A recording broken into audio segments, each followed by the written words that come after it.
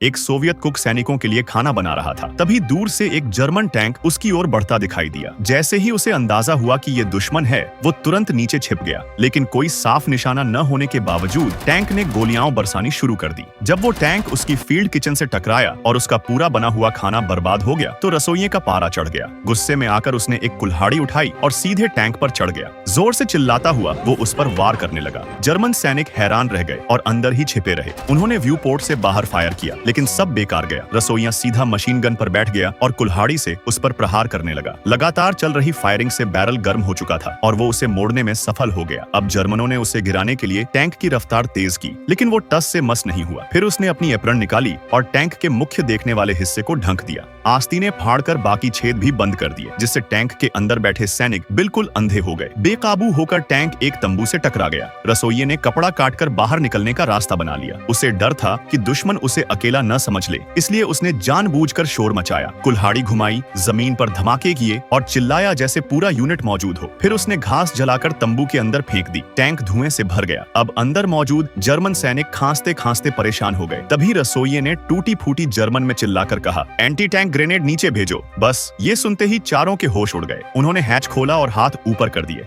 रसोइये ने तुरंत राइफल तान दी और सबको हथियार फेंकने को कहा। जब वो सैनिक पीछे मुड़े तो हैरान रह गए। जो उन्हें घेर रहा था वो कोई योद्धा नहीं, एक अकेला कुक था। लेकिन तब तक बहुत देर हो चुकी थी। रसोइया उनकी शक्ल देखकर ठहाका मारने लगा। कुछ समय बाद जब बाकी सोवियत सैनिक लौटे और दूर से टैंक देखा तो सभी घबरा गए, जमीन पर लेट गए और कवर में चले गए। मगर जब कमांडर ने झांक कर देखा तो पाया कि टैंक के पास वही रसोइया खड़ा है, हाथ में राइफल लिए और चिल्ला रहा है, बाहर आ जाओ, खाना तैयार है। सब दंग रह गए। जब उन्हें यकीन हो गया कि वो बंदी नहीं है, तब जाकर बाहर आए और जब पता चला कि उसने 4 जर्मनों को बिना एक भी गोली चलाए पकड़ लिया और एक टैंक भी छीन लिया, तो वो अवाक रह गए। ये कोई मनगढ़ंत कहानी नहीं, बल्कि हकीकत में घटी एक रोमांचक घटना है।